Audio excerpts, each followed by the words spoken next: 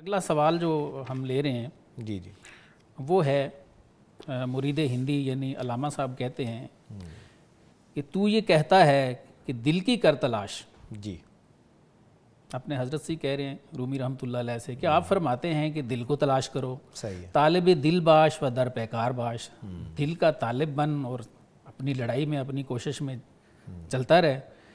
ये जो मेरा दिल है मेरे सीने में है, मतलब दिल तो मेरे पास है, मेरा जौहर मेरे आईने में है, आप किस दिल की बात करते हैं?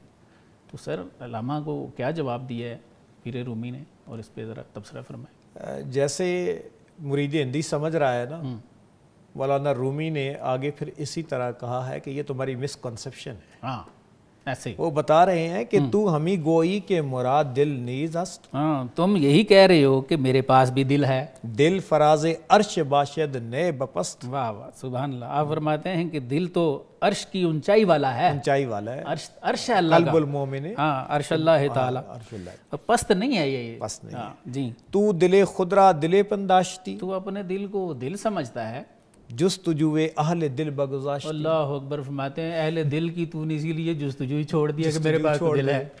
तो असल में इसके अंदर यही बताना चाहते हैं कि ये जो गोश्त पोस्ट का ये एक बॉडी ऑर्गन है ना, ये वो दिल नहीं है। ठीक, असल में दिल वो दिल है कि जिसे मार्फत नसीब हो, और वो जब मार्फत नसीब होती है कि वो बंदा खाकी होता है, लेकिन असरार अरशी उसके ऊपर उतरते हैं। बिल्कुल ऐसे। फिर उसके दिल की कैफियत कुछ और होती है।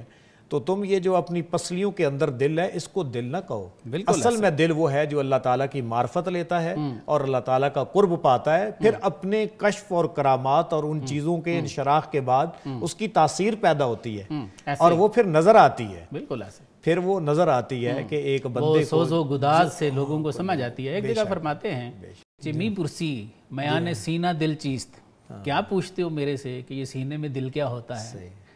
खिरत चूँ सोज पैदा कर दिल शुद्ध। मानते हैं जब अकल सोज पैदा करती है ना इसमें तो सीने में, दिल हो जाता तो दिल हो जाता है, दिल हो जाता है। फिर फरमाते हैं दिल अज ज़ौक़े तपश दिल बूद, जो दिल है ये ज़ौक़े तपश से दिल बनता है। ऐसे चूँ यकदम अज तपश उफ्ताद दिल शुद्ध। मानते हैं उस तपश से जब एक लम्हे के लिए भी ये निकल जाता है तो ये मिट्टी है, ये मिट्टी है। बिल्कुल उसी चीज़ को यहाँ भी डिनाई किया जा रहा है कि ये नहीं है कि जो तू अपने अंदर समझ रहा है, ठीक है, तू हमी गोई के मुराद दिल नहीं, ये वो नहीं है, ये दिल नहीं है। तो असल में वो है जो तपश और वो जो अर्श के साथ जिसका कनेक्शन होता है और सोच पैदा होता है। बिल्कुल ऐसे। और फिर सोच जब पैदा होता है तो लोगों को भी समझ आ जाती है। ऐसे ही है।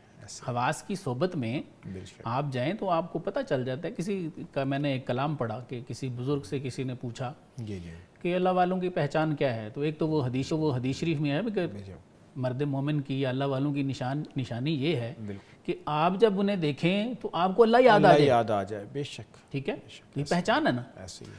तो एक बुजुर्गों का इस पे कलाम हर एक ने अपने अपने अंदाज में समझा। तो वो फरमाते हैं कि आम लोग जो हैं वो अंधों की मिसल हैं। सही है। उनको पता नहीं चलता कि असल कौन है और नकल कौन है। सही। तो आप फरमाते हैं कि अगर अंधे को बाहर कहीं ऐसी जगह पे आप बिठाएं जहां सूरज की गर्मी उसको पहुंचे, सही, तो जब सूरज निकलेगा तो उसको पता चल जाएगा। देखता नहीं है लेकिन वो कहेगा सूरज निकल आया। सही। तो फरमाना ये चाह रहे हैं कि जब किसी खास के पास, पाक के पास बैठेगा तो वो अपने अंदर एक तब्दीली महसूस करेगा। उसका दिल कहेगा कि यहाँ पे कोई बात है, अल्लाह याद आ जाएगा। और अगर कोई आम है तो उस पर कोई असर नहीं होगा। बिल्कुल ऐसे।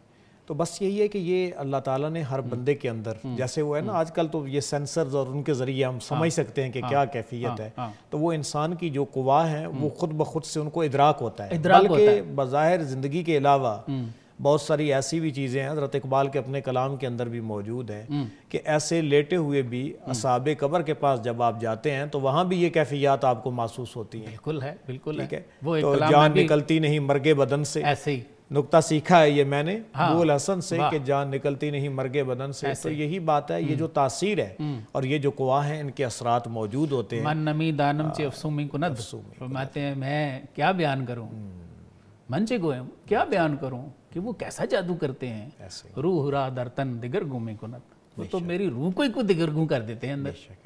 तो बाहर वालों को भी पता चल जाता है। एक और कलाम मैंने देखा कि किसी से किसी ने पूछा जी क्या पहचान किसी, اللہ والوں کی کیا پہچان؟ مجھے نہیں پتہ چلا، میں بہت سارے لوگوں کے پاس گیا ہوں. تو آپ نے فرمایا تو نے لکڑی کا ڈنڈا پکڑ لیا ہوگا، بجلی والی تار کو ہاتھ لگاتا تجھے کرنٹ لگتا. صحیح ہے. فرمایا کوئی شیر صدر والا ہوتا تو تیرے تک بات پہنچ جاتی. صحیح. تو وہ لکڑی والے کے پاس گیا جس کے اندر ہے ہی کوئی نہیں، وہ بن کے بیٹھ گیا کہیں پہ. بالکل تو وہ تو اپنی روزی روٹی کے چکر میں ہے، ایسے. تجھے کیسے پتہ چلے؟ بلکہ ایک اقبال کی کلام ہے کہ جب ایسے عارفوں کے پاس تمہیں تھوڑی خوشبو محسوس ہو نا تو سینہ بکشا ہے کہ اپنے سینے کو کھول کے بیٹھ. زی یک کاہش غم 100 سالہ میرت. واہ. کہ ان کی کوئی ایک ایسی نکلتی ہے کہ بندے کے 100 سالہ درد جو ہے نا وہ سارے کے سارے ختم ہو جاتے ہیں. ایسے ہی ہے، بالکل ایسے ہی ہے. تو وہ فیض رساں چیزیں ہوتی ہیں. اور بلکہ اس پہ مصر میں ہم گئے تو وہاں مفتی علی جمعہ صاحب ہیں، مفتی دیار مصر. تو ان کو ہم نے بتایا کہ ہم حضرت عامر بن عطا اللہ سکندری کے پاس گئے ہیں قاہرہ میں. تو انہوں نے وہاں پہ ایک سوال پوچھا، کہتے ہیں کہ کیا وہاں پہ آپ نے سانس لیے؟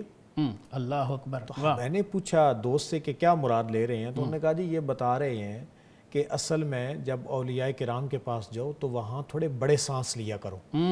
وہاں ان کی صحبت میں بیٹھے ہوئے جو سانس لیے جاتے ہیں نا اس فضا کے اندر، اس کے اندر بھی وہ تاثیر ہوتی ہے جو آپ کے من کے غموں کو دھوتی ہے اور آپ کے اندر کے قوا کو جلا بخشتی ہے. ان رحمت اللہ قریب من المحسنین. نیک لوگوں پہ اللہ کی رحمت زیادہ ہے.